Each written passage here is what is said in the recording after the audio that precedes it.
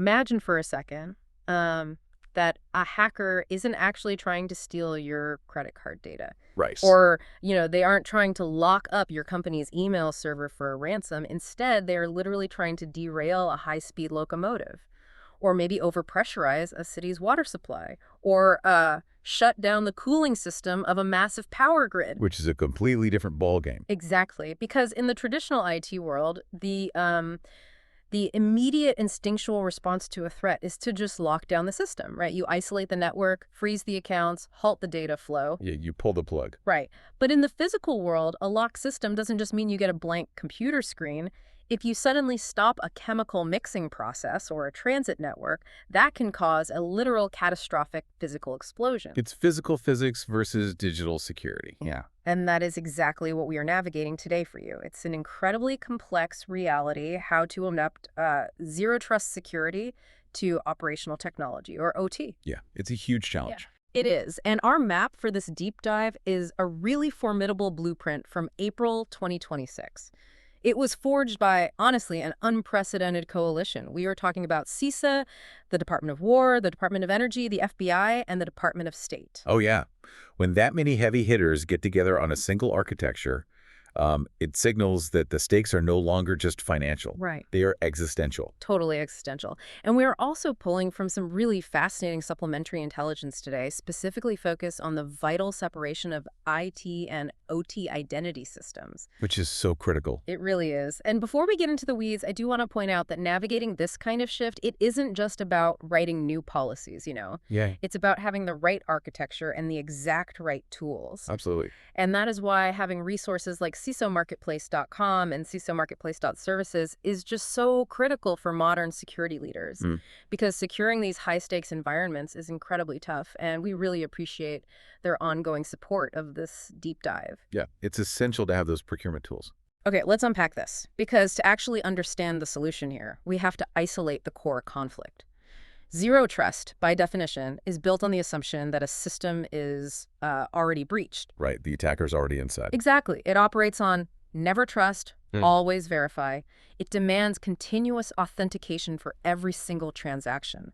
But applying that to OT, these are systems built decades ago to run continuously without any interruption. It just seems fundamentally contradictory. It is a massive contradiction. And honestly, that friction point is exactly where most security architectures just fail completely. Why is that?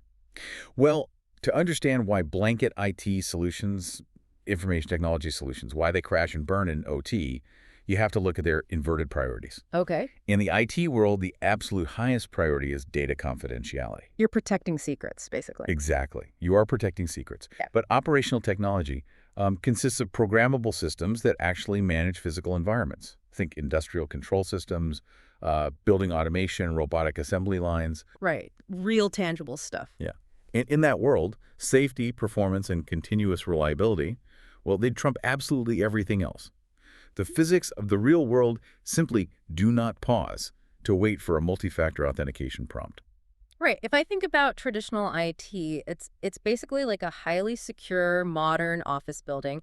You can afford to put a badge reader at every single door. Sure. You swipe your card, you wait a second for the server to verify your identity, the light turns green, and you walk through. A 2-second delay is, just a minor annoyance. Barely an inconvenience. But OT is that high-speed locomotive. If you apply that exact same logic and you suddenly force the train to stop at every single mile marker just to verify the engineer's ticket while it's going 100 miles an hour, you're going to derail the train. That's a great analogy. You're going to crash it. Which really makes me wonder if we literally cannot use standard IT security because the verification process itself will crash the machinery. How do we even begin applying a zero-trust model here? Well, the first step is realizing the solution isn't just a new piece of software. Okay. It's actually a completely new cross-disciplinary language. The IT architects, who generally want to lock everything down, and the OT engineers, who need everything to run continuously, they're often speaking at cross purposes. They just don't understand each other's goals. Right. They have to collaborate to ensure security measures don't actively create operational hazards. What's fascinating here is how this plays out in an emergency break glass scenario. The physical emergency. Yeah, imagine a plant manager needs an emergency override to stop a pipeline from bursting. because pressure is building way too fast. Okay, that's terrifying. Right. A newly implemented, really rigid zero-trust policy cannot block their access, simply because they're logging in from an unusual terminal on the factory floor instead of their normal office desk. Wait. So the safety protocol actively vetoes the security protocol? It has to, yeah. Yeah. Isn't that a massive loophole for an attacker to exploit, though? I mean, if they know a break glass account completely bypasses the strict verification, wouldn't they just, target that account? It is definitely a calculated risk, but it's a necessary one. You secure those break glass accounts with intense physical and logical monitoring. Like setting off alarms. Exactly, alarming the entire system when they are used. But you absolutely cannot digitally lock the physical valve that prevents an explosion. The safety constraint must dictate the security architecture, not the other way around. Wow. You can't secure a system if the security itself makes the environment physically dangerous. That honestly reframes the entire approach for me. And I guess that brings us to how this architecture is actually built, following the foundational steps of the standard cybersecurity framework: govern and identify. Right, the basics. The golden rule is you cannot protect what you cannot see. Yeah. And we know a lot of this legacy OT gear lacks modern security features, mostly because it was built 30 years ago to just run forever. Yeah, it wasn't built to fight off nation-state hackers. Exactly. And a massive lever for governance in this space. It isn't just writing compliance documents, it is strategic procurement. Absolutely. You have to deliberately phase out the incredibly insecure legacy gear. Which honestly ties perfectly back to using resources like CISOmarketplace.com and CISOmarketplace.services. Because if you are sourcing your tech through dedicated marketplaces, you aren't just buying random hardware. Right. You're making a strategic choice. Yeah, you are specifically selecting modern systems that support secure protocols, built-in logging and identity management at the silicon level. You literally buy your way out of the legacy trap over time. Procurement really is your long-term fix. But in the short term, you still must meticulously identify what you currently have running. Right. The identify phase in OT requires a totally comprehensive asset inventory. You need to know the IP address and the specific function of every single programmable logic controller, every human-machine interface, and every environmental sensor. That sounds exhausting. It is. And the methodology of how you actually discover those devices is where IT and OT violently clash yet again. Okay, let's play this out. If I'm an IT guy, I would probably just run an active network scan, right? I'd send out a ping or discovery packet to every IP address on the subnet and just wait to see what talks back to me. Which is standard practice in IT. Right. But if these OT devices are as incredibly fragile as you say, my active IT scan would basically be the equivalent of blasting an air horn in a quiet library. Would that actually crash the machinery? It absolutely will crash the machinery. Just a ping? Just a ping. Legacy OT devices often have incredibly fragile TCP/IP network stacks.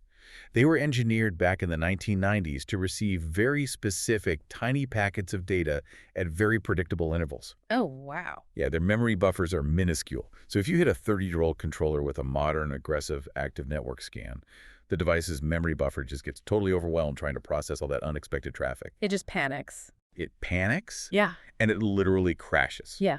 It halts the physical process it was controlling. Therefore, you absolutely have to use passive monitoring instead. Okay, so how does that actually work mechanically? How do you see the traffic without touching it or pinging it? You use what are called switch port analyzer ports, span ports, or hardware network terminal access points. We usually just call them TAPs. TAPs. Oh. Think of a TAP like a digital carbon copy machine that is physically spliced into the network cable. As the data flows naturally from, say, the sensor to the controller, the TAP-P perfectly duplicates the electrical signal. Oh, that's clever. Yeah, and it sends a copy to your monitoring tool. It provides completely load-free visibility. You observe the traffic naturally flowing through the network without ever injecting a single new packet that could, overwhelm a fragile device. So you just sit quietly, intercepting the carbon copies, taking notes on who is talking to whom, rather than walking into the room and shouting to see who answers. That makes total sense. But what happens when you map everything out and you suddenly realize you need to replace a huge vulnerability? The management of change process, or MOC in OT, seems radically more intense than in IT. Oh, it's night and day. Because in an office, a change management meeting is basically just, hey everyone, we're pushing a Windows update tonight, make sure you save your work. Right. But changing a component in an OT environment requires a multi-layered, often highly physical review because the cascading effects can be severe. Like what? Well, before you swap a piece of hardware or even push a patch, you must conduct a safety review to critically assess if the change increases risk to human life. Wow. And then you have to conduct a size, weight, and power review, which is often called a swap review. Wait, size, weight, and power. That is fascinating because that is purely physical. It has absolutely nothing to do with code. It has everything to do with the physical reality of the factory floor. Let's say you want to replace an unmanaged 30-year-old serial switch with a modern next-generation firewall. You have to ask, does this industrial cabinet literally physically have the space? Huh. Will the extra weight exceed the structural limits of the enclosure? I wouldn't have even thought of that. And power. Modern firewalls generate a significant amount of heat, and they require a lot of electricity. Does that sealed, dust-proof cabinet actually have the cooling capacity to handle the new hardware? Or will it just melt? Exactly. Will it literally melt down the other critical controllers inside it? You have to solve the physics problem long before you can solve the software problem. Okay, so let's say we've mapped out every fragile sensor using our digital carbon copies, right? Right. And we've verified that our new hardware won't physically melt the cabinet. Good first steps. But just knowing the devices are there doesn't actually stop a hacker. If these systems are too brittle to handle a basic network ping, how do we wrap armor around them without crushing them? That's the million-dollar question. Which brings us to the protect phase, specifically network segmentation and access management. In IT, segmentation is logical, right? We use software-defined networking to create virtual firewalls that, separate the HR department from the finance department. Yeah. But you can't rely on virtual software to stop a physical catastrophe. No, you cannot. Because OT has literally zero tolerance for disruption, they have to rely on strict functional boundaries and physical network separation. Yeah. We're talking about physical firewalls, jump hosts, and honestly the gold standard for OT isolation, data diodes. Oh, let's break down the data diode because the mechanics of it are just brilliant. It's really cool. Think of a data diode like a plumbing check valve. In plumbing, a check valve physically only allows water to flow in one direction. Right. A data diode does the exact same thing for digital traffic, but at the physical hardware level. Huh. It uses a single optical transmitter on the sending side and a single optical receiver on the receiving side. So it's essentially a one-way street. Literally. It allows data to leave the OT environment, say, sending critical sensor readings up to a corporate monitoring dashboard. But it is physically impossible for any data or commands to travel back in. Because there's no receiver on the other side. Exactly. Yeah. Even if an attacker totally compromises the corporate dashboard and tries to send a malicious command back down to the factory, there is literally no physical path. There's no copper wire, no fiber optic cable for that signal to travel on. It is a physical impossibility. A physical check valve for data. I just love how elegant that is. But even with a physically isolated network, humans still need to interact with it, right? Engineers still need to log in and manage the controllers. They do. And here's where it gets really interesting, because the intelligence in these sources on identity, credential, and access management points to a massive, almost existential danger directly connecting IT and OT identity systems. Oh, it's a huge mistake. In a zero-trust architecture, identity is basically the new perimeter. If you connect the IT Active Directory, which manages the logins for corporate email and standard laptops directly to the OT environment, you are creating a fatal bridge of trust between the two worlds. And the real-world adversary activity tracked as Volt Typhoon perfectly illustrates this, right? It's the textbook example. Walk us through the exact attack path of Volt Typhoon because it highlights exactly why that shared trust is so dangerous. The tactic is actually terrifying in its simplicity. Adversaries know the OT network is heavily fortified and physically segmented, so they don't even try to hack the industrial control system directly. They go for the easy target. Exactly. They target the much softer IT environment. They might send a targeted phishing email to, say, an HR employee. Once they compromise that single laptop, they just move laterally through the corporate IT network until they can steal an Active Directory credential. Like an engineer's login. Yeah, perhaps belonging to an engineer who works on both the IT side and the OT side. Because the organization uses a shared domain, those stolen IT credentials have already been granted implicit trust in the OT environment. Oh, wow. So the adversary takes that stolen digital token, crosses the shared trust bridge and logs straight into the factory floor's control system. They don't even have to break in. They just use a legitimate IT login that was mistakenly trusted in OT, and they essentially walk right through the front door. Unchallenged. Which seamlessly pushes us into the reality of the detect and respond phases. Because as Zero Trust dictates, we have to assume that despite the data diodes and the access controls, the adversary will eventually get inside. It's inevitably, yeah. But finding them in an OT environment seems uniquely painful. In an IT office, if I want to catch a hacker, I just install an endpoint detection and response agent, an EDR, on every single laptop. It monitors every file change, every process. Why can't we just deploy EDR onto the factory floor? For several highly restrictive reasons. First, those specialized embedded controllers on the factory floor literally prohibit you from installing third-party agents. Oh, they block it. Yeah. The operating system and the hardware are so tightly integrated that trying to install an EDR agent would not only void the manufacturer's warranty, but it would likely crash the device entirely. Back to crashing the train. Always back to crashing the train. Yeah. Furthermore, modern EDR requires a constant connection to a massive cloud database to analyze behavioral threats in real time. If your OT network is air-gapped or shielded by a data diode. Cloud-based EDR is physically impossible. It cannot phone home. Exactly. It's completely isolated. So if you can't put a security guard inside the house, you basically have to meticulously watch the roads leading up to it. Precisely. You must rely on compensating controls, specifically really deep network traffic analysis. A prime example of this is an open-source tool suite maintained by CISO called Malcolm, which is designed specifically for industrial control systems. Right. And Malcolm utilizes what are called Zeek parsers. What exactly does a Zeek parser do mechanically? Think of a Zeek parser as an incredibly fluent, multilingual translator that only listens. It doesn't just look for known bad malware signatures. It deeply inspects the grammar and the syntax of OT-specific protocols. Okay. Since you can't install an agent on the device to see what it's doing internally, Malcolm uses Zeek to watch every single packet the device sends and receives. It establishes a behavioral baseline of what a normal conversation looks like for that specific machine. So it learns the accent, basically. Sort of, yeah.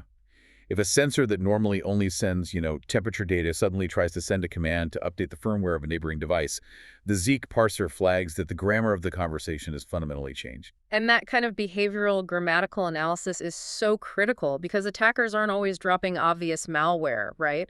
The framework highlights the threat of living off the land, or LOTL. Living off the land is incredibly difficult to detect. Tell us why. Well, the adversary doesn't deploy custom, easily detectable malicious code. Instead, they use built-in legitimate tools that are already native to the environment. Tools like PowerShell or the vendor's own human-machine interface, the HMI software. The actual touch screens the workers use? Exactly. Because legacy OT environments often lack internal authentication, an attacker using legitimate engineering software to manipulate a valve looks exactly like a normal engineer performing routine maintenance. They literally hide in plain sight. So they aren't dropping a bomb, they are just turning the steering wheel of the car they hijacked. That is exactly it. Which is exactly why you need tools like Malcolm analyzing the context of those commands. Like, is it normal for an engineer to open a pressure valve at 3 a.m. on a Sunday when the plant is totally idle? No, it's not. Exactly. That's the anomaly you trigger on. And bringing these incredibly complex detection challenges to light is exactly why specialized resources are so necessary. Again, we highly recommend checking out CISOmarketplace.com and CISOmarketplace.services to really equip your security teams with the specific tools needed for these nuanced scenarios. It's vital to have the right gear. So what does this all mean when the alarm actually goes off? We've got passive monitoring. We're looking for ghosts hiding in legitimate software. Let's say we find an adversary. In IT, incident response usually means quarantining the infected server and wiping it immediately. Sure. But in OT, incident response is entirely customized based on the physics of the system. It is entirely dictated by the cyber-physical consequences. You absolutely must have predetermined decision matrices because in the heat of a breach, you do not have time to debate physics. Give me an example of how that plays out. Consider two contrasting scenarios. Scenario A. A compromise is detected on a critical safety network. For instance, the redundant system designed to vent pressure if a chemical boiler gets too hot. Okay, that sounds bad. It is. In that scenario, the playbook dictates that you shut down the primary operation immediately. You purposefully halt the entire factory. You accept the massive financial loss of downtime to guarantee you do not risk an explosion and human casualty. Right. Financial loss is a business problem. Human casualty is a physical disaster. Exactly. Now, look at scenario B.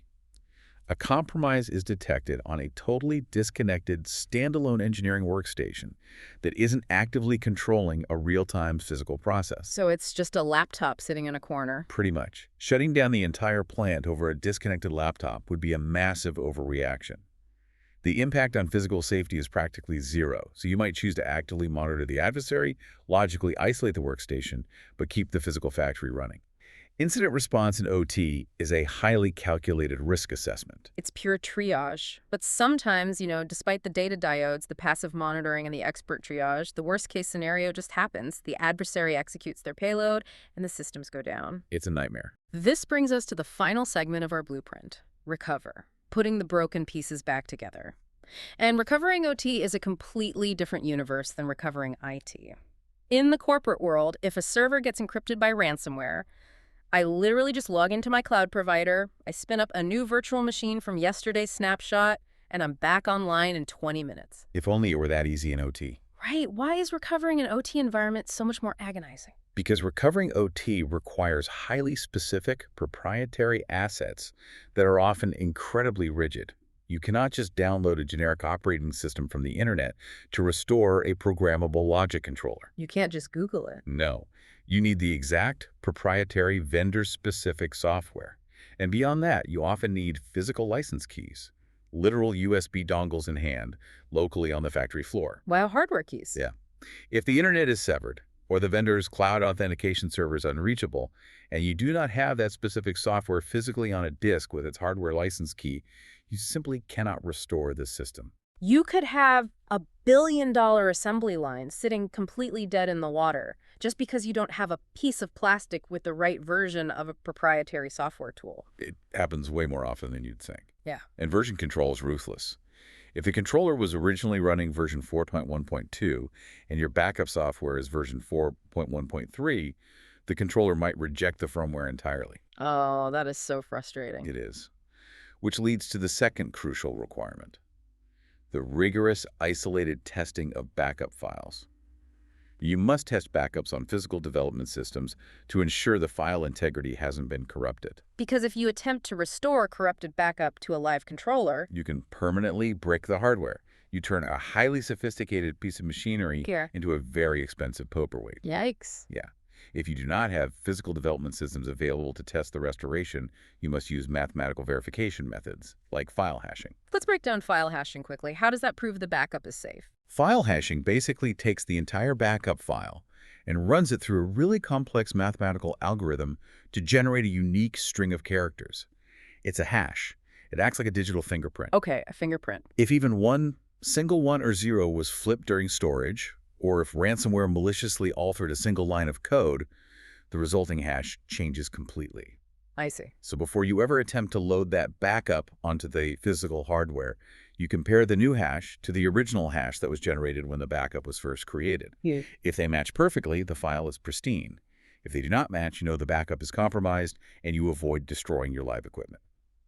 So as we pull all of these threads together, the overarching narrative of this massive framework becomes very clear. Applying zero trust to operational technology is absolutely not an exercise in copying and pasting your IT security policies. Not at all. If you try to do that, you will literally break the real world. Instead, it is about eliminating implicit trust, ensuring that every digital action is verified, while deeply respecting the physics, the safety, and the real-world operational constraints of the machines that run our modern lives. Well said. It's about finding that razor-thin balance between ultimate security and continuous operation. And a final thank you to CISOmarketplace.com and CISOmarketplace.services for providing the modern procurement avenues and resources to actually implement these vital strategies. You know, if we connect this to the bigger picture, the tension between IT security and OT physics isn't just a technical problem for engineers. It represents a fundamental shift in human infrastructure. How so? We are rapidly blurring the line between digital data and physical reality. As we connect more of our legacy infrastructure to the digital grid smart cities, autonomous transit networks, remote-controlled power generation cybersecurity is no longer just about protecting data on a screen or keeping an email server online. It's real life. It is literally physical security.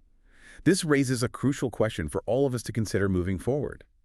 What happens to the fabric of our society when the physical safety of the water we drink, the power that heats our homes, and the vehicles we drive becomes entirely 100% dependent on the integrity of a digital zero-trust architecture? That is a staggering thought to end on. The digital and the physical are no longer separate worlds. They are one and the same.